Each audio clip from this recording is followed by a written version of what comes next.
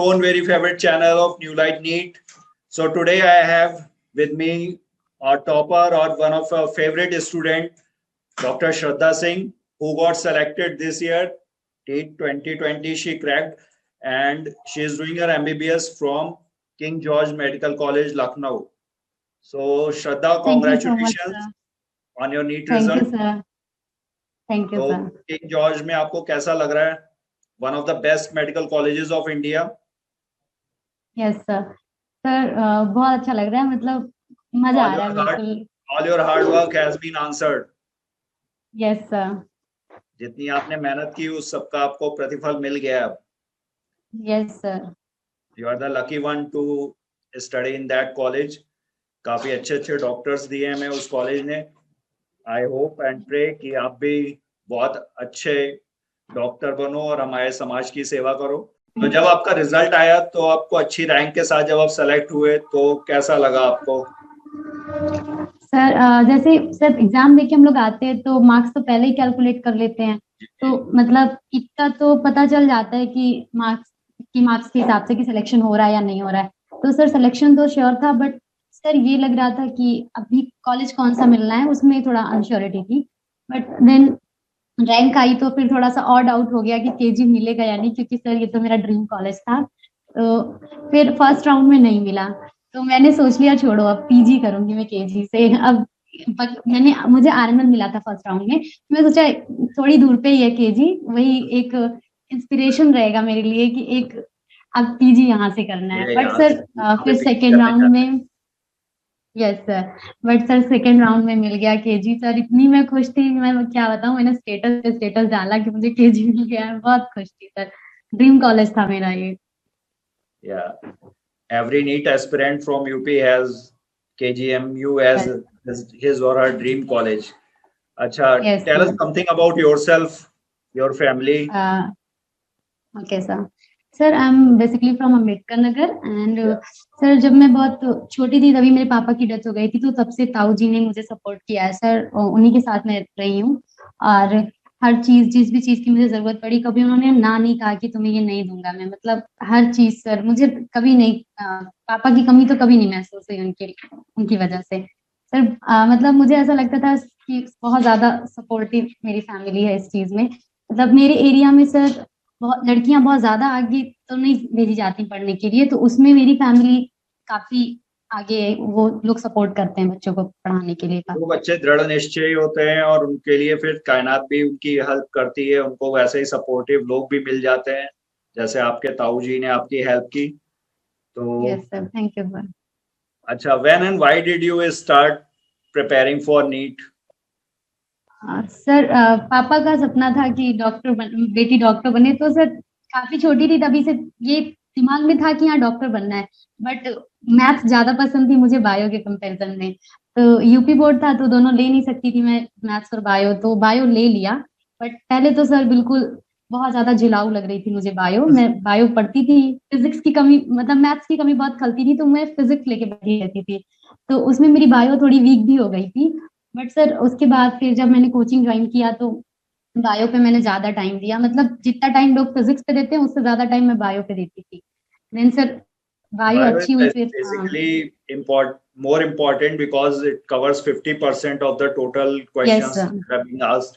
तो इसलिए बायो पे हमें फोकस ज्यादा करना भी चाहिए, स्ट्रेटेजिकली भी इम्पोर्टेंट है वो. यस सर, और रैंक भी उसी से डिसाइड होती है सर. बिल्कुल, क्योंकि बायो के केस में सर अभी इस वाले एग्जाम में 2020 में मैंने दिया तो सर उसमें मेरे फिजिक्स में सबसे ज्यादा थे, बायो में कम थे. तो 656 मार्क्स पे सर मेरी नीचे से रैंक थी, मेरी काफी मतलब नीचे थी रैंक.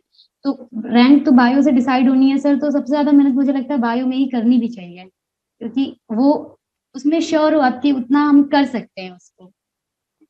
तो ये आपका कौन सा अटेम्प्ट था? सर ये मेरा सेकंड अटेम्प्ट था और फर्स्ट में सर मुझे इस बार तो सर रैंक मेरी 2824 थी ऑल इंडिया एंड यूपी में 142 रैंक थी. और सर पिछली बार तो सर बहुत ज्यादा चली गई थी रैंक, 35,000 के आसपास थी 525 मार्क्स पे.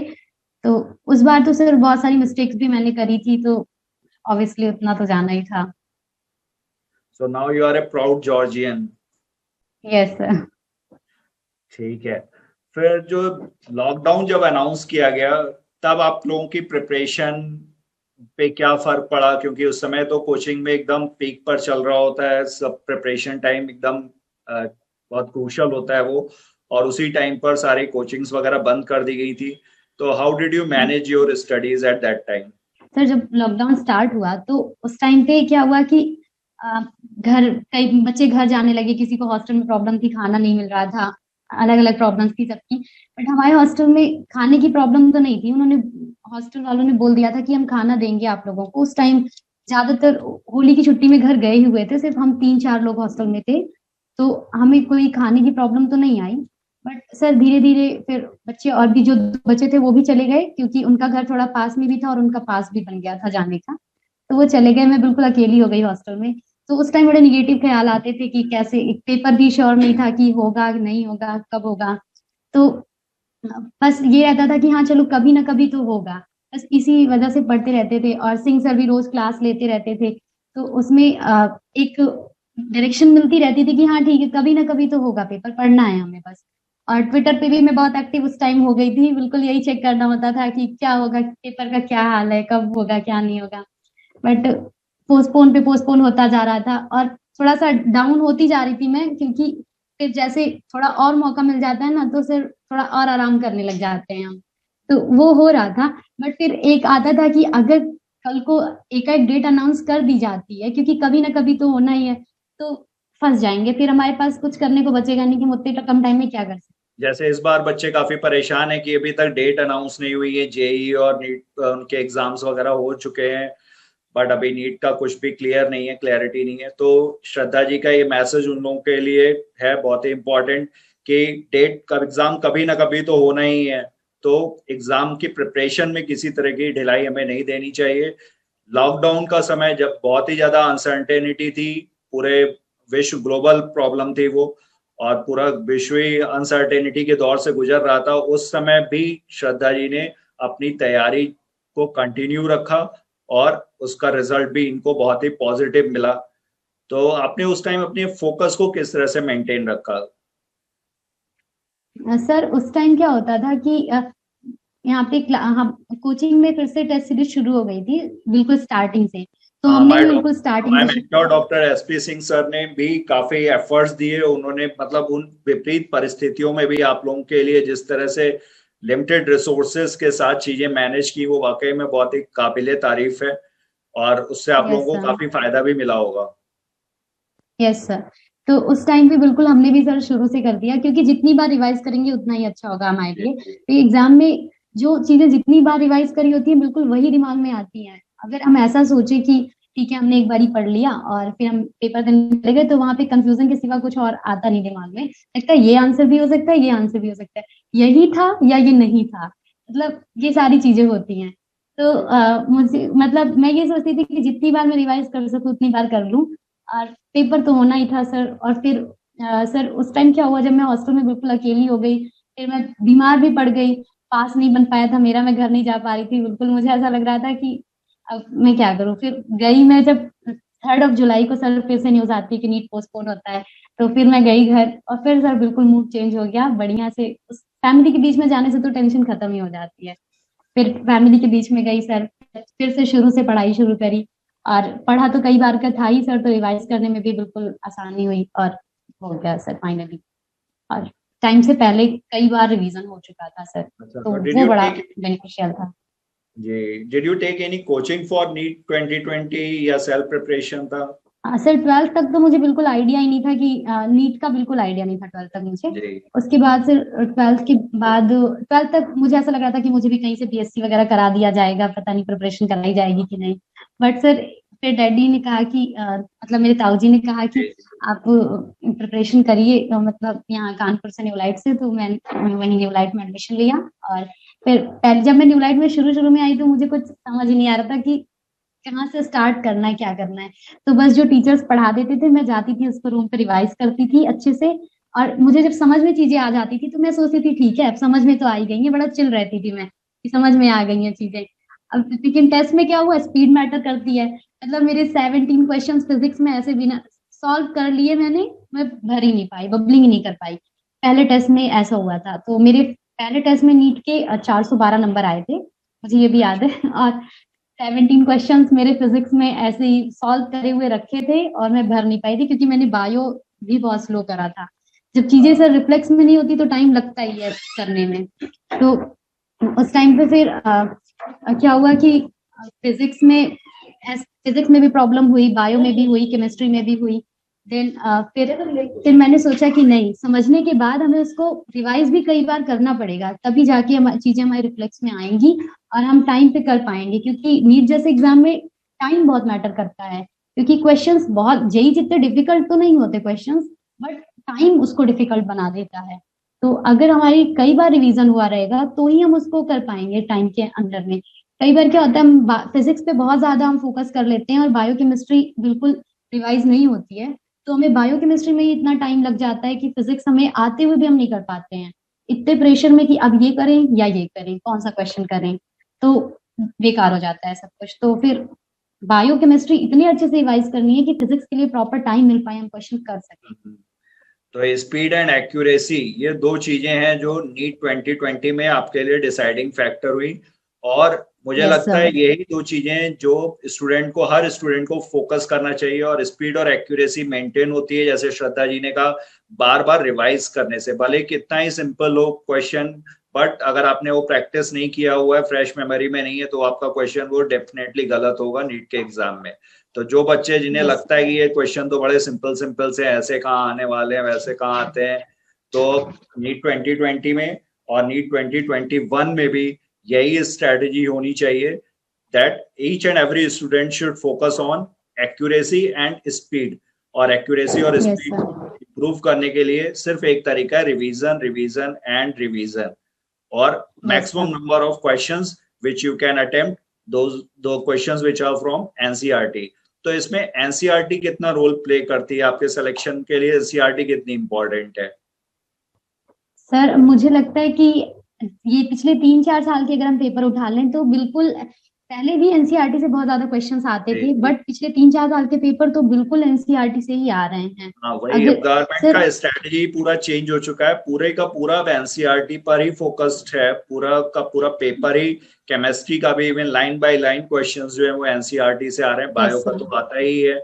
तो हमें यस एनसीईआरटी सर। पर बहुत ज्यादा फोकस करने की जरूरत है, बजाय उस रिसर्च करते रहने के, पीएचडी करते रहने के। क्योंकि because this is a 12th level exam, तो आपका level of knowledge yes 12th sir. Level के अकॉर्डिंग ही चेक किया जाएगा। एमबीबीएस या एमडी लेवल का नॉलेज नहीं आपकी चेक करने वाले हैं। तो हमें फोकस करना यस चाहिए सर। सिर्फ और सिर्फ एनसीईआरटी पर। और yes sir. Maximum number of questions which are from NCERT वो प्रैक्टिस करने चाहिए। तो आपने यस जब सर। और लॉकडाउन सर हुआ था तो उस समय आपने अपने टीचर्स वगैरह से कैसे कांटेक्ट किया? किस तरह से उनके क्वेश्चंस, क्वेरीज वगैरह अपने कैसे क्लियर करते थे आप? सर न्यू लाइट का तो सर एक ऐप था, तो उसमें क्वेश्चंस डालते थे सब ग्रुप में, जी जी। जिनको जो भी डाउट्स होते थे तो वहाँ पे टीचर्स ऐड होते थे तो वो सॉल्व करते थे। व्हाट्सएप ग्रुप इनिशियली भी हम था लोगों ने सर। व्हाट्सएप ग्रुप भी बनाया था जिसपे आप लोग यस सर। क्वेश्चंस अपने पोस्ट किया करते थे और यस हम लोग सर। उसको आंसर करते थे, क्योंकि यस सर। स्टार्टिंग और में हम तो लोग आपस वो में भी डिस्कस करते थे सर, हम लोग जी, आपस में भी उस हुए पे थे क्वेश्चंस। अच्छे बच्चों का। यस जी सर। तो और क्वेश्चन डिस्कस करने से सर एक फायदा ये होता है कि किसी के पास कोई बुक होती है, किसी के पास कोई बुक होती है, तो हम एक तो हम ये जान पाते हैं कि हम क्या, हमें ही वो क्वेश्चंस नहीं आ रहे हैं या और लोगों को भी वो क्वेश्चंस नहीं आ रहे हैं। पहली चीज ये है। और दूसरी चीज ये है कि हमें सबके टाइप के क्वेश्चंस मिल जाते हैं। और डिस्कशन करने से तीसरी चीज सबसे ये। बड़ा फायदा ये होता है कि हमें ये भी पता चलता है कि सामने वाले का अप्रोच क्या है। मेरा अप्रोच तो ये है, बट सामने वाला उस चीज को कैसे अप्रोच कर रहा है। Yes sir. और तीसरी चीज ये है कि जब हम क्वेश्चंस दूसरों को बताते हैं तो सर हम उसको आए ना आए हमें जरूर आ जाता है, जी हमारा जरूर क्लियर हो जाता है। हाँ, तो जिसका हमेशा सर, मेरी ये हमेशा से स्ट्रेटजी रही थी कि मैं क्लास में भी, अब जो भी मेरी क्लासमेट से बैचमेट थे वो जानते हैं कि मुझसे कोई भी क्वेश्चन कोई पूछता था तो मैं पूरा एक्सप्लेन करती थी। अगर मुझे नहीं आता था तो मैं उसको ढूंढ के ला के एक्सप्लेन करती थी, ताकि मेरा मेरा भी क्लियर हो, उसका भी हाँ, क्लियर हो। और एक हेल्दी कंपटीशन होना चाहिए सर। यस और जब हम डेफिनेटली। चीजें, यस सर, और जब हम इंटरेक्ट करके चीजें करते हैं तो हमें याद रहती हैं। जब एग्जाम में जाते हैं तो हमें ये याद आता है, अरे उसने ये कहा था कि इसका ऐसे होना चाहिए, ऐसे नहीं, तो हमें सुनी चीजें ज्यादा याद होती हैं। तो वो बहुत बेनिफिशियल था मेरे लिए सर। और क्वेश्चंस में क्या होता है कि मेरे पास सर लिमिटेड बुक्स थी, तो मैं बाकी जैसे डिफिकल्ट मैं जेई मेंस के क्वेश्चंस लगाती थी, लेकिन उसमें मेरे पास जो बुक थी उसमें जेई मेंस के भी काफी कम क्वेश्चंस थे। तो मुझे इधर उधर से क्वेश्चंस बहुत मिल जाया करते थे, लोग मुझसे पूछने आते थे क्वेश्चंस, तो मुझे अच्छे अच्छे क्वेश्चंस मिल ही जाते थे जो लोगों के, और खासकर कि वैसे क्वेश्चन जिसमें लोगों को प्रॉब्लम आती है, तो जाहिर सी बात है कि अच्छे होंगे वो क्वेश्चंस। तो डेफिनेटली। तो यस। आपको दूसरों की हेल्प करने से भी काफी फायदा मिला, और यस सर, इंटरेक्ट ये करना तो सर। चाहिए, क्वेश्चंस डिस्कस करने चाहिए। ये उन बच्चों के लिए मैसेज है जो अपनी प्रिपरेशन इस समय कर रहे हैं, तो वो दूसरों के यस सर। क्वेश्चंस में भी इंटरफेयर करें, उनके क्वेश्चंस को हेल्प सॉल्व करने में हेल्प करें, और यस इससे सर। उनकी भी काफी ज्यादा हेल्प होगी, कॉन्सेप्ट्स क्लियर होंगे, कॉन्सेप्ट बिल्डिंग होगी। अच्छा, तो यस सर। आपने कोई टेस्ट सीरीज भी ज्वाइन की थी क्या नीट प्रिपरेशन के लिए? यस सर, टेस्ट सीरीज तो सर मुझे लगता है बहुत जरूरी होती है ज्वाइन करना, क्योंकि हम प्रिपेयर कर रहे हैं बट हम अगर अपना लेवल ही नहीं चेक कर रहे हैं प्रिपेयर करने का कि हमारी कितनी प्रिपरेशन हो चुकी है कितनी नहीं कि हुई हमारी है। पोजीशन तो कहाँ पर है? यस सर, तो वो बिल्कुल जरूरी है टेस्ट सीरीज लेना। टेस्ट सीरीज में क्या होगा कि हम हमें अल्टीमेटली एक टेस्ट ही देना है जिसके थ्रू हम पास होके आएंगे मेडिकल कॉलेज में। तो अगर हम ऐसे ही बिना प्रिपेयर हुए युद्ध में चले जाएंगे तो जाहिर सी बात है कि हम शहीद ही हो जाएंगे। तो इससे या अच्छा या तो हमें भाग के आना पड़ेगा वापस। तो या इससे अच्छा पहले से ही काफी प्रिपेयर होके जाएं, तो टेस्ट सीरीज दें, बट इतनी भी ज्यादा नहीं देनी है कि हम एनालाइज ही ना कर पाए उसको। But minimum 1 test series and maximum 2 to 3 test series हमें देनी है। और इतना टेस्ट दें कि हम उसको एनालाइज कर पाए, अपनी गलतियां देख पाए हम कि हम क्या गलत कर रहे हैं, और जो गलती आपने एक टेस्ट में कर दी वो दूसरे में हमें यही कोशिश रखनी है कि नहीं करनी है। फिर मैं बताऊं तो मैं कर देती थी, क्योंकि क्या होता था, एक टेस्ट मैंने दिया उसमें गलती हुई, तो मैं अगले टेस्ट में तो वो नहीं करती थी, फिर उसके अगले टेस्ट में मैं वो गलती भूल चुकी होती थी, तो मैं फिर से तो वो उसका गलती कर तरीका देती ये थी। रहता है कि अपनी जो भी गलतियां हैं उसको बुक में ही हाईलाइट कर लो, मार्क कर यस लो, सर। ताकि आप दोबारा फिर जब रिवाइज करो, जब दोबारा स्टडी करो, तो वो गलती आपसे दोबारा ना फिर से रिपीट हो जाए। आपने यस उस सर। पेपर में अटेम्प्ट एक पेपर दिया, उसमें वो टिक करके छोड़ दिया और सोचा कि मेरे अब ये गलती दोबारा नहीं होगी, तो you are bound to make that mistake again.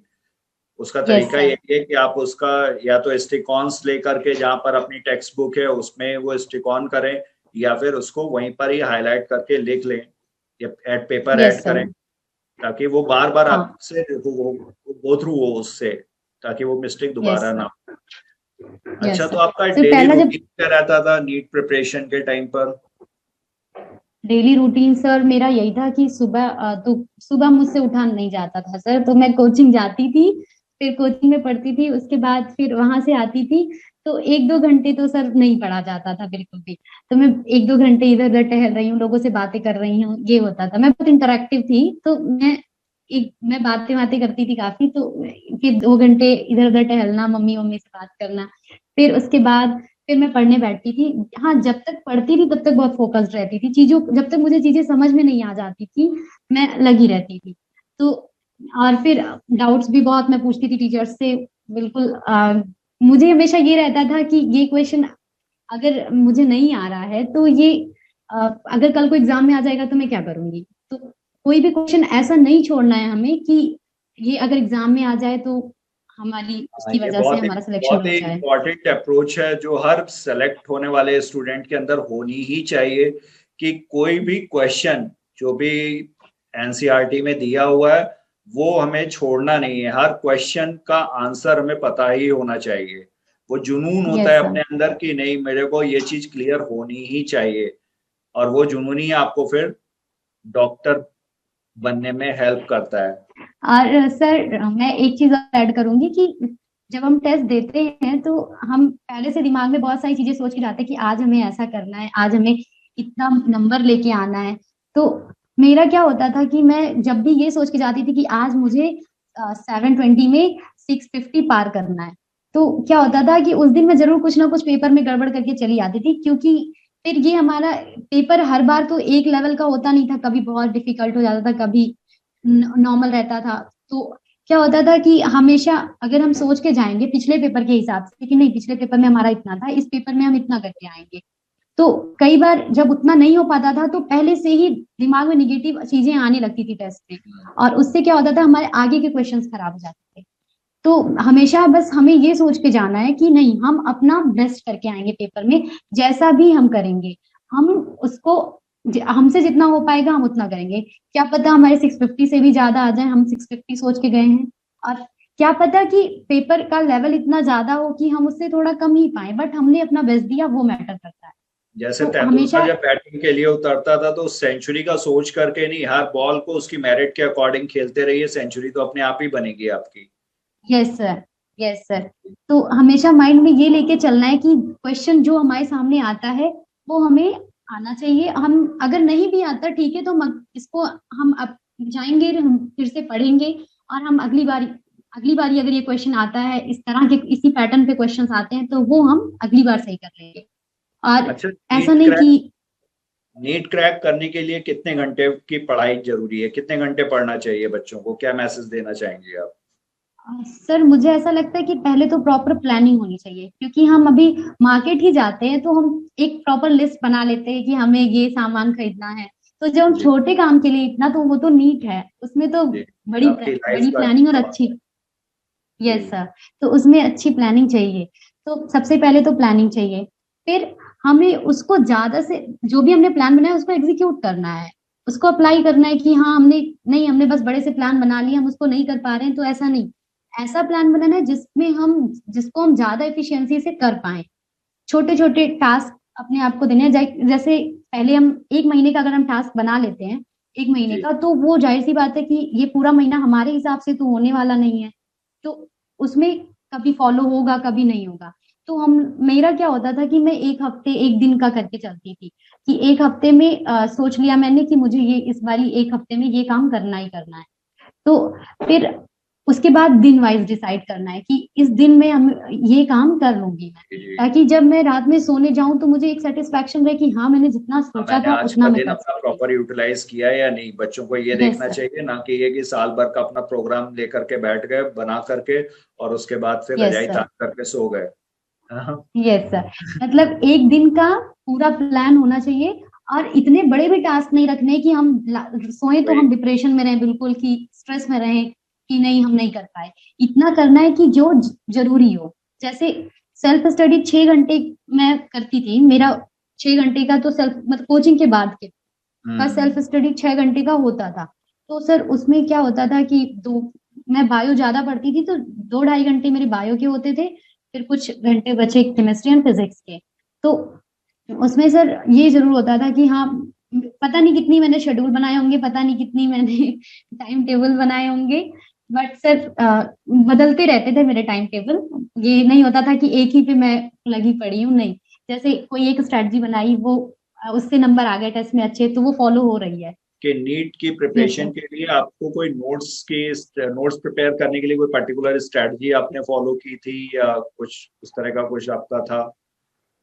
हाँ हाँ कैसे सर। नोट्स तो प्रिपेयर नोट्स के, सर नोट्स के लिए क्या होता था कि मैं नोट्स ऐसे नहीं बनाती थी सर। मतलब मैं लिखना थोड़ा कम पसंद करती थी, तो सर मैं बुक में ही अपने मार्क करती थी चीजों को। और मेरी बुक जब बिल्कुल भर जाती थी, तो सर उसमें ही पेज ऐड करती थी मैं, चिपका लेती थी उसको और उसमें लिखती थी। और छोटी छोटी डायरीज रहती थी मेरे पास, उसमें मैं सर वो चीजें लिखती थी, जैसे टेस्ट में मेरे जो क्वेश्चंस गलत हो गए उनको लिखती थी मैं, और जो मेरे छूट गए उनको लिखती थी। और जो चीजें मुझे भूल जाती थी सर, तो उनको मैं ऐसे तरीके से बिल्कुल डायग्रामेटिक वे में बना के लिखती थी ताकि वो मुझे याद रहे। जैसे बायो में वो कैपेसिटीज और वॉल्यूम्स होते थे, वो मुझे अक्सर भूलते थे। तो सर वो मैंने बड़ी 3 4 कलर की पेन यूज कर करके डायग्रामेटिक वे में बना के, इसको इससे ऐड करेंगे, इसको इससे ऐड करेंगे, तो इस तरीके से किया, तो वो बिल्कुल, क्योंकि समझ में तो चीजें आ जाती थी सर, बट एग्जाम में क्या होता था ना, हमारे पास इतना टाइम नहीं होता था कि हम उसको बिल्कुल फिर सोच सोच के करें। हाँ, तो रिफ्लेक्सेस में होना चाहिए। यस सर, तो उसको रिफ्लेक्स में लाने के लिए हमें थोड़ा सा अलग तरीका करना पड़ेगा, ताकि वो हमारे दिमाग में बिल्कुल छप चुका हो जी इस तरीके से। तो जब हम चीजों को डायग्रामेटिक वे में करते हैं तो वो हमारे दिमाग में रहती हैं, तो चार्ट्स में करें, डायग्रामेटिक वे में करें, तो वो रहता है एग्जाम में, और टेस्ट में फिर जल्दी से दिमाग में आता है। और एक चीज मैं ऐड करूंगी कि जब मैंने पहला अटेम्प्ट दिया था नीट का, तो जी। उसके पहले मेरा यही रहता था हमेशा कि मैं बड़ा चिल रहती थी, चीजें समझ में आ गई, अब हो गया। लेकिन जब मैंने नीट दिया तो मुझे समझ में आया कि नहीं, स्पीड मैटर करती है। चीजें समझ में आ गई थी, बट वहां पे मैं बड़ा कनेक्ट करके पढ़ती थी ये ऐसे होता है, फिर ये ऐसे होता है, फिर ये ऐसे होता है। और एग्जाम में फिर मैं ऐसे सोचने लगी, ये ऐसे होता है, ये ऐसे होता है, तो बायो करने में ही 1 घंटे 15 मिनट निकल गए। फिर फिर केमिस्ट्री में हुआ, ये ऐसे होता है, ये ऐसे होता है, उसमें भी चले गए। अब फिजिक्स में बस क्वेश्चन देख रही हूँ, छोड़ रही हूँ, देख रही हूँ, छोड़ रही हूँ। मतलब सॉल्व करने भर का टाइम ही नहीं बचा, जो एक बार में निकल गया निकल गया।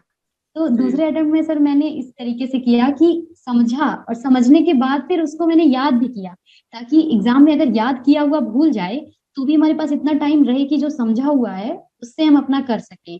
जैसे फिजिक्स में मैं एक फॉर्मूला भूल गई थी सर लास्ट में, तो मेरे पास काफी टाइम बच गया था, मेरी स्पीड काफी अच्छी हो गई थी, मैं टाइम बेस्ड प्रैक्टिस करती थी। घर पे जब मैं क्वेश्चंस प्रैक्टिस करती थी तो मैं हमेशा टाइम सेट करके करती थी, क्योंकि हमें उस प्रेशर में रहना होता सर। अगर हम कोई चीज रिलैक्स्ड मूड में करते हैं ना तो हम बहुत अच्छी कर ले जाते हैं, बट वही चीज अगर प्रेशर में करते हैं तो हम ठीक ठाक नहीं कर पाते उसको। हाँ, तो मिस्टेक हमें होने उस के प्रेशर, चांसेस काफी बढ़ जाते हैं अंडर प्रेशर।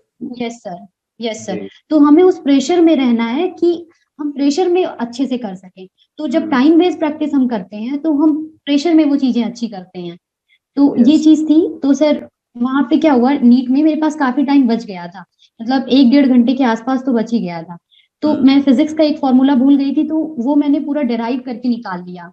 तो ये फायदा मिलता है उस चीज का। तो मतलब मैं यही कहूंगी कि आप जितनी बार प्रैक्टिस कर सके उतनी बार प्रैक्टिस करें, ये 2021 वालों के लिए है कि प्रैक्टिस जितनी करके बार जाएं, प्रैक्टिस बस करें। रिलैक्स मूड में रहें। आराम से, जिस दिन एग्जाम से पहले हो तो उस दिन आराम से नींद में प्रॉपर नींद लेकर के जाएं, ताकि आपका ब्रेन जो फ्रेश हो और अच्छे से चीजें रिकॉल कर सके। अगर आप उस दिन बहुत ज्यादा स्ट्रेस्ड हैं, बहुत ज्यादा अपने आप को ओवरबर्डन कर रहे हैं, तो आप अपने सिलेक्शन से कहीं ना कहीं या रैंक से कहीं ना कहीं कॉम्प्रोमाइज कर रहे हैं। यस है सर। ना श्रद्धा जी? और यस सर, अच्छा, और तो सर ये एक चीज और ऐड एग्जाम जो करूंगी। है ये काफी स्ट्रेसफुल एग्जाम है, काफी मेहनत लगती है, काफी स्ट्रेस है इस एग्जाम में। तो आप अपने आप को डी स्ट्रेस कैसे करते थे? मतलब हाँ किस सर, तरह से ये आप यही अपने आप मुझे को ऐड रिलैक्स करना था। करते थे? यस सर, यस सर, यही बात थी सर, यही बताना था कि जब आपके टेस्ट पे नंबर अच्छे आने लगते हैं लगातार, तो आपका कॉन्फिडेंस वैसे ही बनने लगता है बिल्कुल कि अब तो हम कर ले जाएंगे। फिर वो हम्म। आपका स्ट्रेस लेवल धीरे धीरे खुद ही घटता जाता है। और टेस्ट सीरीज का सबसे बड़ा फायदा यही है आप कि इंजॉय करने आपके जब लगते हो टेस्ट, टेस्ट को और अपनी यस प्रिपरेशन सर, को और ज्यादा एंजॉय करने लगते हो, और वो एंजॉयमेंट यस ही फिर सर, आपका फर्दर पॉजिटिव रिजल्ट में कन्वर्ट हो जाता है। Yes sir, yes sir. Last year क्या हुआ था कि जब मेरा फर्स्ट अटेम्प्ट था सर, तो मैं जब टेस्ट देती थी तो मुझे ऐसा लग, मेरे मार्क्स स्टार्टिंग में गड़बड़ थे, फिर बढ़े, और मॉडल में जाके फिर से कम हो गए। तो बिल्कुल कॉन्फिडेंस गिर चुका था सर। और मुझे नीट के 1 दिन पहले ना नींद आ रही थी, और ना मैं, सब लोग कहते हैं कि नीट के पहले 2 दिन, कोई भी एग्जाम हो उसके 2 दिन पहले से थोड़ा पढ़ना कम कर देना चाहिए, थोड़ा स्ट्रेस फ्री रहना चाहिए। लेकिन मेरे साथ कुछ ऐसा नहीं हो पा रहा था, मैं बिल्कुल स्ट्रेस में थी सर। तो लेकिन इस बार क्या हुआ, जब स्टार्टिंग से टेस्ट में अच्छे नंबर आ रहे थे तो सर कॉन्फिडेंस बढ़ा हुआ था बिल्कुल। और लास्ट के टाइम में मैं कुछ मूवीज, हेरा फेरी, फिर हेरा फेरी, ये ऐसी मूवीज है तो मतलब बिल्कुल स्ट्रेस खत्म ही कर देती हैं। तो ये सब मैं देख रही थी मूवीज, और फिर लास्ट में नींद तो बहुत अच्छी आई सर, और एग्जाम भी अच्छे से हुआ। तो वो कॉन्फिडेंस जब बढ़ जाता है और ये लगता है अब तो हम कर ही ले जाएंगे, तो अपने आप स्ट्रेस खत्म हो जाता है। तो स्ट्रेस खत्म करने का सबसे अच्छा तरीका है कि आप टेस्ट में लगातार अच्छा परफॉर्म करते जाइए, कॉन्फिडेंस बनेगा। और दूसरी चीज ये कि आपकी प्राइमरी चीज पढ़ाई होनी चाहिए, सेकेंडरी चीज जो भी है, जैसे आपकी कोई हॉबीज हैं, कुछ हैं, तो आप उनको बिल्कुल उनसे कट ऑफ मत होइए, बिल्कुल नहीं। हाँ, आपको एकदम मोनोटोनस सा नहीं होना चाहिए कि 24 घंटे बस पढ़ाई पढ़ाई पढ़ाई के ही यस मोड सर, में बने हुए हैं। जब आप पढ़ाई कर रहे हो तो फोकस्ड होकर के पढ़ाई करें, और फिर अपने आप को यस सर, रिलैक्स भी करें, क्योंकि ब्रेन को भी जैसे सब हर बॉडी के हर पार्ट को रिलैक्स चाहिए, रिलैक्सेशन चाहिए, मसल्स हैं, उसी तरह से ब्रेन को भी रिजुविनेट होने के लिए, रिवाइटलाइज होने के लिए थोड़ा सा रिलैक्स होना बहुत जरूरी है। इसीलिए यस प्रॉपर सर, नींद भी बहुत जरूरी है, बहुत इंपॉर्टेंट रोल प्ले करती है आपके सिलेक्शन में। तो नींद का यस के लिए सर, भी अपना टाइम निकालें, थोड़ा सा अपने अपने लिए भी थोड़ा सा टाइम निकालें, 15-20 मिनट यस सर। का ब्रेक लें, और फिर अपनी पढ़ाई में अच्छे से जुट जाएं। कौन सा सब्जेक्ट सबसे स्ट्रांग था और वीक कौन सा सब्जेक्ट था, और दोनों में बैलेंस फिर आपने कैसे किया? सर जैसे कि मुझे फिजिक्स सबसे ज्यादा अच्छा लगता था। और बायो में क्या था कि बायो में कंसेप्ट तो क्लियर थे, बट सर चीजें याद करना थोड़ा मुश्किल हो जाता था। तो सर मैं बार बार बायो पढ़ती थी, और याद करने के लिए सर मैंने कई सारी ट्रिक्स लगाई, जैसे डायग्रामेटिक वे में बना के बिल्कुल। तो वो बड़ा बेनिफिशियल था मेरे लिए, क्योंकि उसमें क्या होता है, चीजें जब हम डायग्राम बना के प्रिपेयर करते हैं तो दिमाग में अच्छे से रहती हैं और रिफ्लेक्स में आ जाती हैं। तो ये था। और सर सिंह सर कभी भी पूछ लिया करते थे क्लास में आके क्वेश्चंस, तो वो वाला पार्ट मतलब बहुत ज्यादा डरावना था, हम कह सकते हैं कि कभी भी हमें घुसा पड़ सकता था। बट वो काफी हेल्पफुल रहता है आपके प्रिपरेशन यस में। सर। बहुत ही यस इंपॉर्टेंट सर। रोल तो प्ले करता है जो सिंह सर ला करके लास्ट मोमेंट में बीच बीच में पूछते रहते हैं, yes rapid sir. Fire revision करवाते हैं रैपिड फायर। जी। तो उसमें प्रॉपर मतलब हम लोग प्रिपेयर करके ही बैठते थे कि अगर सर ने पूछ लिया तो जी क्या जवाब देंगे, इसलिए तो वो हो जाता था सर। फिर बायो तो सर मतलब जब हम लोग एग्जाम दे रहे थे नीट 2020 का, तो सर बायो मतलब जब सॉल्व कर रहे थे, ऑप्शन देखने की जरूरत नहीं पड़ रही थी सर। एज पहले ऑप्शन देखने से पहले आंसर दिमाग में आ जाते थे कि हाँ, ये बायो होना तो चाहिए। इतनी बार यहाँ पे प्रैक्टिस करा दी जाती है, इतनी बार सर यस पूछ पूछ करके एकदम क्लेम करवा देते हैं। वो हाँ। काफी तो हेल्पफुल बस होती यही। यस सर, 2021 वालों से यही कहूंगी कि वो लोग, आप लोग बस बायो इतनी बार पढ़ लीजिए कि आपसे अगर कोई नींद में भी पूछे ना कि है। कार्बन का परसेंटेज कितना ध्यान होता से है होंगे। ओशियन, ये सब, और ड्राई वेट कितना बनाता है, तो ये पूरा आपको बिल्कुल याद होना चाहिए। और क्या क्या सिंह सर जैसे गलतियां हमसे करवाते थे छोटी मोटी, कि ड्राई वेट पूछते थे, वेट वेट पूछते थे, उसमें हम लोग ध्यान नहीं देते थे। तो वो सारी चीजें बिल्कुल आपके दिमाग में होनी चाहिए कि याद, हमें याद करना है, बट आधा अधूरा नहीं करना है कि हमें बस वो आपसी ड्राई गलतियां ड्राई जानबूझ वेट तो के हमने। वो गलतियां आपसे यस सर। जानबूझ के कराई जाती हैं छोटे छोटे डेटा में, ताकि आप बुक पर फोकस करें, आप उनकी लाइंस पे फोकस करें। जैसे यूनिट में यस कंफ्यूज करा दिया, या फिर कहीं पे डेटा में थोड़ा सा कंफ्यूज करा दिया, तो वो सिर्फ यस इसलिए सर। ताकि आप एनसीईआरटी की लाइन पर और ज्यादा फोकस्ड होकर के ध्यान से यस उसको सर। पढ़ें। हाँ, और आधा अधूरा बिल्कुल नहीं रखना दिमाग में, लाइक हमने ड्राई आइस CO2, नहीं, हमें देखना है सॉलिड CO2 होनी चाहिए। तो हम्म। इस तरीके से बिल्कुल कंप्लीट नॉलेज रखिए, ये मैं कहूंगी। और जी। और नीट के लिए आपने कोई स्पेसिफिक बुक जो सजेस्ट करना चाहेंगी? क्या गाइड्स वगैरह लगानी चाहिए या नहीं लगानी चाहिए, या एनसीईआरटी ही सफिशिएंट है, या एनसीईआरटी पर ही हमें फोकस करना चाहिए? सर बायो में तो मैं कहूंगी कि एनसीईआरटी, बहुत ज्यादा क्वेश्चन प्रैक्टिस अलग से करने की जरूरत नहीं, क्योंकि बायो टेस्ट में तो बहुत सारे क्वेश्चंस रहते हैं, तो वो बहुत हाँ, प्रैक्टिस हो ही मतलब जाती आप है उनसे। एनसीईआरटी पर सिर्फ फोकस करें, और जो भी आप yes test sir. Series join किए हुए हैं उसके क्वेश्चन से ही आपकी बायो तो अच्छे से प्रिपेयर हो जाएगी। और yes same sir. Strategy for chemistry also, because chemistry में भी पूरे के पूरे जो क्वेश्चंस आ रहे हैं वो एनसीईआरटी से ही आ रहे हैं। तो केमिस्ट्री के लिए भी सेम, और physics I guess number of questions जितने ज्यादा आप प्रैक्टिस कर लोगे, कॉन्सेप्ट्स जितने क्लियर कर लोगे, तो वो आपके लिए काफी हेल्पफुल होगा। सर जैसे बायो में मैं बताऊं, अगर डिटेल में बताऊं मैं बायो में, जी। तो बायो में मैं एनसीईआरटी अच्छे से पढ़ती थी। जैसे कुछ मैकेनिज्म है, जैसे हार्ट की कॉन्ट्रैक्शन की मैकेनिज्म है, और ऐसी फिजियोलॉजी की जितनी भी मैकेनिज्म्स हैं, वो हमें अच्छे से बिल्कुल हमारे दिमाग में होनी चाहिए कि कैसे क्या होता है। वो चाहे आप खुद डायग्राम बना के प्रैक्टिस करो, या किसी को पढ़ा के करो। किसी को हम जब पढ़ा देते हैं तो भी हमें याद हो जाता है बिल्कुल।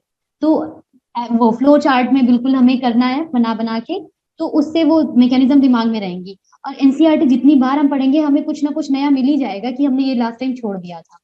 और केमिस्ट्री में बताऊं तो इनऑर्गेनिक ऑर्गेनिक तो बिल्कुल हमारे दिमाग में एनसीईआरटी की छप जानी चाहिए, हमें एक एक पेज उसका दिखना चाहिए, क्योंकि इनऑर्गेनिक में भी डायरेक्ट क्वेश्चंस आ रहे हैं, ऑर्गेनिक में भी डायरेक्ट क्वेश्चंस आ रहे हैं। और फिजिकल केमिस्ट्री में तो जो सॉलिड स्टेट चैप्टर है वो बिल्कुल एनसीईआरटी का ही दिमाग में होना चाहिए, क्योंकि उसमें तो बिल्कुल हमें पता होता है हमें पढ़ के क्या जाना है। आपको 3-4 साल के अगर हम प्रीवियस ईयर पेपर्स देख लें सर, तो उसमें क्या है कि उसमें बिल्कुल, और प्रीवियस ईयर पेपर्स और इस साल का पेपर भी मैच करा लें तो बिल्कुल उसी टाइप के क्वेश्चंस घूम फिर के आ रहे हैं। तो हमें ये आइडिया, रफ आइडिया तो लग जाता है हमें पढ़ना क्या है और क्या नहीं पढ़ना है। तो हमें मतलब क्या होता है, हम अगर सबको इक्वल वेटेज दे देंगे तो थियरी फेल हो जाएगी। तो कुछ चीजों मतलब को आपके हमें अकॉर्डिंग अगर बिल्कुल। तो यस अगर सर। आपके तो अकॉर्डिंग देखा जाए तो सफलता का मूल मंत्र जो है वो रिवीजन है। रिवीजन जितनी बार किया जाए वो कमी है। Yes sir. Maximum number of times आपको रिवाइज करना चाहिए। और वैसे भी जो टॉपर्स हैं उन सभी का कहना एक ही है कि instead of going 10 books one time, go for one book 10 times. एक ही बुक को यस सर। 10 बार पढ़िए बजाय 10 बुक को एक बार पढ़ने से, क्योंकि आप जब 10 यस बार सर। पढ़ लोगे तो आपकी मेमोरी में वो परमानेंट चीज फीड हो जाएगी जो आपको हेल्प करेगी एग्जाम को क्रैक करने में। Yes sir. जैसे कुछ चीजें, कुछ क्वेश्चन सर, कुछ टाइप मतलब कुछ टॉपिक्स बहुत इंपॉर्टेंट होते ही हैं नीट में, तो सर उनको हमें बहुत अच्छे से करना है, क्योंकि अगर हम सबको इक्वल वेटेज दे देंगे ना तो वो कुछ चीज मतलब हमारे दिमाग में बिल्कुल सारी चीजें रिफ्लेक्स में नहीं आ पाएंगी। तो हमें कुछ चीजों को बहुत अच्छे से करना है, बिल्कुल जिनसे ज्यादा क्वेश्चंस आ रहे हैं हमें, यहाँ पे ज्यादा इससे तो हमें क्वेश्चंस है, यहाँ पे प्रीवियस। वेटेज ज्यादा है, उन क्वेश्चंस पे ज्यादा यस है, इस सर। पे फोकस करना है। जैसे हमारे हाँ। सिंह सर और भी आपको पिरामिड वगैरह से समझाते थे कि ये इन questions in these pages sir. पे ज्यादा फोकस करना है, क्योंकि इनसे क्वेश्चंस ज्यादा आ रहे हैं। तो वो आपकी स्ट्रेटजी बहुत ही इंपॉर्टेंट होती है। जी यस सर। आप जैसे सही सर केमिस्ट्री में सुझाव दिया। हाँ सर, जैसे केमिस्ट्री में एक केमिकल बॉन्डिंग चैप्टर है, इसके तो एक एक कंसेप्ट बिल्कुल क्लियर होने चाहिए, क्योंकि यही चीजें आगे की पूरी केमिस्ट्री में यूज होती हैं। तो ये बिल्कुल क्लियर होना चाहिए, और पीरियोडिक प्रॉपर्टीज बिल्कुल क्लियर होनी चाहिए। तो ये जो चैप्टर्स हैं बिल्कुल इनसे ही सबसे ज्यादा क्वेश्चंस भी आते हैं, अगर इनसे नहीं आएंगे तो इनसे रिलेटेड आएंगे। तो मतलब ये चैप्टर्स तो बिल्कुल हॉटस्पॉट हैं। और आगे का बताऊं तो जैसे फिजिक्स में, तो फिजिक्स में मैं ये कहूंगी कि क्वेश्चन प्रैक्टिस इंपॉर्टेंट है, बट उससे भी ज्यादा type of question practice important है। हम एक ही टाइप के क्वेश्चन की बार बार प्रैक्टिस कर रहे हैं तो हमारा दिमाग उतना नहीं खुलेगा। हमें अलग अलग इस क्वेश्चन को और कैसे पूछा जा सकता है, उसके लिए कई सारी बुक्स हैं, जैसे डीसी पांडे है। डीसी पांडे में क्या है कि उसमें दिए हुए हैं अलग अलग तरह के क्वेश्चन हैं, तो हमारा दिमाग हर एक तरह के क्वेश्चन को पकड़ सकता है उसमें। तो और उसमें लेवल वाइज क्वेश्चंस हैं, मतलब जनरल थिंकिंग के, फिर क्रिटिकल थे, इस तरीके से। तो वो काफी अच्छी बुक है डीसी पांडे। मैंने क्या यूज करा था, मैं फिजिक्स की एनसीईआरटी पढ़ती थी, और मैं एचसीवी भी पढ़ती थी कुछ टॉपिक्स के लिए, जैसे मैग्नेटिज्म हो गया और लॉज ऑफ मोशन हो गया, ये सारे। तो मैंने 3-4 बुक्स यूज करी है, लेकिन एक टॉपिक के लिए एक ही बुक यूज करी है। जैसे डीसी पांडे मैंने एसएचएम के लिए, और ग्रेविटेशन एसएचएम, एंड और लास्ट कौन सा था, फ्लूइड्स और इलास्टिसिटी, प्रॉपर्टीज ऑफ मैटर। ये चीजें जो है ये मैंने डीसी पांडे से करी थी, और एचसीवी से मैंने मैग्नेटिज्म वाला पार्ट किया था, और एनसीईआरटी से तो मैंने सब कुछ किया था। एनसीईआरटी में क्या होता है कि जो एनसीईआरटी नीचे तो की मतलब एक्सरसाइज है हमारे वो। लिए गीता बाइबल कुरान की तरह है, उसको यस तो सर। छोड़ना ही नहीं है। नहीं छोड़ना है, बिल्कुल। एनसीईआरटी में सबसे ज्यादा इंपॉर्टेंट पार्ट हमारा जो सर एग्जाम्पल्स एनसीईआरटी में है, 11th में हमारे स्काई ब्लू कलर के बॉक्स में है, और 12th वाले हमारे ग्रे कलर के बॉक्स में है। तो ये जो एग्जाम्पल्स हैं उसको करना बहुत जरूरी है, क्योंकि उससे रिलेटेड क्वेश्चंस नीट में आए हैं कई बार। तो बिल्कुल सेम क्वेश्चन आ गया है, 18 में भी एक सेम क्वेश्चन आया था, वर्क एनर्जी पार से सेम क्वेश्चन था। तो ये बहुत जरूरी है कि हम उनको कर लें, क्योंकि उस टाइप के क्वेश्चंस आ रहे हैं। और नहीं तो उसमें बहुत अच्छे से समझा के उन क्वेश्चंस को सॉल्व किया गया है, तो उससे कंसेप्ट बहुत अच्छे क्लियर होते हैं। कुल मिला के कंसेप्ट क्लियर करना तो बहुत जरूरी है, और उसके बाद रिवाइज करना, और रिकॉलिंग सबसे ज्यादा इंपॉर्टेंट है। हम जितनी बार चीजों को रिकॉल कर रहे हैं, जैसे अभी कोई क्वेश्चन हमसे कोई पूछता है, तो हम अगर नहीं बता पाते और उसको हम जाके फिर बुक में पढ़ते हैं, तो हमेशा हमेशा के लिए याद हो जाता है। तो अगर हम खुद से ही वो क्वेश्चन पूछें और फिर उसको हम अगर आंसर कर लेते हैं तब तो अच्छी बात है, और अगर नहीं कर पाते फिर हम उसको बुक में देखते हैं, तो वो हमें खुद ही याद हो जाएगा हमेशा के लिए। तो तो हमें खुद से क्वेश्चंस पूछने चाहिए। आप अपने आप को मोटिवेट कैसे करती थी नीट प्रिपरेशन हाँ के सर, दौरान? मोटिवेशन तो सर आती थी अंदर से। जैसे एक साल सिलेक्शन नहीं हुआ, पहला वहीं से मोटिवेशन था कि रिजेक्शन की आग थी बिल्कुल। और दूसरा मोटिवेशन था कि मम्मी से बात करना। वो पहले ही कॉल करने पे डॉक्टर साहब बोल देती थी, फिर लगता था यार अभी ये बोल रही है, तो फिर वो मतलब दूसरा नहीं है, मोटिवेशन आ जाता था। अब तो इनका यस सब सर। पूरा करना ही है। हाँ, और तीसरा जो था वो मतलब कुछ मोटिवेशनल वीडियोस देखने की आदत सी हो जाती है प्रिपरेशन टाइम पे, तो वो हो जाती थी। और मैं एक दो गाने, मुझे सिंगिंग का शौक था, तो मतलब मैं गाती रहती थी, तो व्हाइट एक दो एप्रन गाने आपको मैं कितना अक्सर गा। मोटिवेट करता था? व्हाइट एप्रन यस आपको सर। कितना मोटिवेट करता था स्टेथो के साथ? अरे सर उसी के लिए तो मतलब सर वो ऐसा लगता था बस अब वो मिल जाए, उसी के लिए तो हम इतनी मेहनत हर कर रहे हैं, मेडिकल वही मिलना था। एस्पिरेंट का सपना रहता है कि वो एप्रन और वो स्टेथो उसके गले में भी होना यस चाहिए। सर। मैं जब यस प्रिपरेशन सर। करता था तो मुझे मतलब जब भी अगर रास्ते में कहीं कोई मेडिको दिख जाता था तो जब तक वो मेरी नजरों के सामने से ओझल नहीं हो जाता था उसी को देखता रहता था। तो वो यस हर सर। मेडिकल मैं तो एस्पिरेंट का सपना होता है और यस वो सर मैं काफी इंस्टाग्राम पे मोटिवेशन भी ढूंढती का थी। भी काम करता है। Yes sir. 19 के जो सिलेक्टेड स्टूडेंट्स थे मैं उनको इंस्टा पे ढूंढती थी, फेसबुक पे ढूंढती थी, देखती थी कि क्या हो रहा है कॉलेज में, कैसे क्या हो रहा है आगे जाके। हाँ, मतलब हर एक चीज से मोटिवेशन मिलता था। इवन अगर केजीएमयू का नाम सुनते थे तो उससे भी मोटिवेशन मिलता था। जो चीज चाहिए होती है सर फिर वो दिमाग में चलती रहती है कि यही करना है हमें। मतलब वेरी मुझे याद है सर, मेरी मेरे हॉस्टल से मेरी कोचिंग 10 मिनट का 10-15 मिनट का रास्ता होता था। तो उसमें भी अगर मुझे मेरे साथ की कोई भी लड़की मिल जाती थी तो मैं डिस्कस करते हुए जाती थी कि चलो कोई मिला डिस्कशन के लिए, अब एक दो क्वेश्चंस तो हो ही जाएंगे डिस्कस। और जितना भी टाइम मैनेज कर पाए उतना अच्छा है, क्योंकि हमें नीट में क्या होता है, नीट वाली फेज में ओवर थिंकिंग बहुत हो जाती है। ये हुआ तो ऐसे होगा, फिर क्या होगा अगर सिलेक्शन नहीं होगा, तो ये ओवर परम्यूटेशंस एंड थिंकिंग बहुत हो जाती कॉम्बिनेशंस है। हम लोग यूज करते रहते हैं। अगर ऐसा यस हुआ सर। तो ऐसा, ऐसा तो वैसा। Yes sir. मतलब ओवर थिंकिंग तो हो ही जाती है। कितनी बार तो ऐसा होता था कि बुक खोल के बैठे हैं और हम कहीं और ही सोच रहे हैं कुछ, आधे आधे घंटे सोच रहे हैं सर। तो वो जो टाइम वेस्ट होता था वो मैं अलग जगह मतलब उसको बैलेंस करती थी, इधर सोचते सोचते टाइम वेस्ट हो गया तो उसको किसी से डिस्कस करके कहीं, आज अगर आधे घंटे सोचा है तो आज आधे घंटे एक्स्ट्रा पढ़ना भी है उसको बैलेंस करने के लिए। तो सोचना, ओवर थिंकिंग जितना कम कर सके उतना करें, मैंने बहुत करी है और मुझे उस चीज का बहुत अभी भी रिग्रेट होता है। तो ओवर थिंकिंग नहीं करनी है बिल्कुल भी। जैसे ही दिमाग में कुछ आए क्या करना है नहीं होगा तो ये बस सोचना है कि जो होगा हम संभाल लेंगे, बस हमें अपना बेस्ट देना है। So और what would you suggest to our future future doctors और नीट एस्पिरेंट्स? क्या आप सजेशन, कोई पर्टिकुलर सजेशन देना चाहेंगी? हाँ सर, ये मैं कहना चाहूंगी कि आप टॉपर्स के वीडियो देखिए, लेकिन उनकी स्ट्रैटेजी बिल्कुल मत कॉपी करिए, क्योंकि आपको आपकी वीकनेस अलग है, उनकी वीकनेस अलग है, आपकी स्ट्रेंथ अलग है, उनकी स्ट्रेंथ अलग है। बिल्कुल कॉपी करने की कोशिश मत करिए। बस आप ये देखिए, अगर आपकी कोई प्रॉब्लम उनकी प्रॉब्लम से मैच कर जाती है तो आप उसको एक बार ट्राई करके देख लीजिए कि जैसे उन्होंने सॉल्व किया था अगर वैसे आपका हो रहा है तो ठीक है, क्योंकि हर कोई डिफरेंट है। अपनी स्ट्रेटजी आप बनाइए, अपनी स्ट्रेटजी फॉलो करिए। एग्जाम में अगर आपकी स्ट्रेटजी फेल होती है, टेस्ट की बात कर रही हूँ क्योंकि इसीलिए तो हम टेस्ट देते हैं कि जो भी स्ट्रेटजी हमारी हमने बनाई वो काम कर रही है या नहीं कर रही है। तो टेस्ट दिया तो उसमें नहीं काम करी तो हमने उसमें थोड़ा इंप्रूवमेंट करा, थोड़ा सा मॉडिफिकेशंस करी। तो उसके हिसाब से हमें अपनी स्ट्रेटजी, और बहुत ज्यादा टाइम वेस्ट नहीं करना है टॉपर्स के वीडियोस देखने में क्योंकि क्या होता है कि, और यूट्यूब पे भी इधर उधर नहीं भटकना है बिल्कुल भी। अगर आप एक टीचर पे लगे हो तो उन्हीं को देखो, जिनकी भी लैंग्वेज आपको समझ में आती है आप उनको देखो। ये नहीं कि हम इनका भी पढ़ लें उनका भी पढ़ लें और अल्टीमेटली हमारे हाथ कुछ नहीं आता है। तो हमें किसी एक टीचर को से पढ़ना है जिसकी भी लैंग्वेज हमें समझ में आती है, और उन्हीं को पढ़ते रहना है। और ज्यादातर चीजें हमें खुद से पढ़नी है।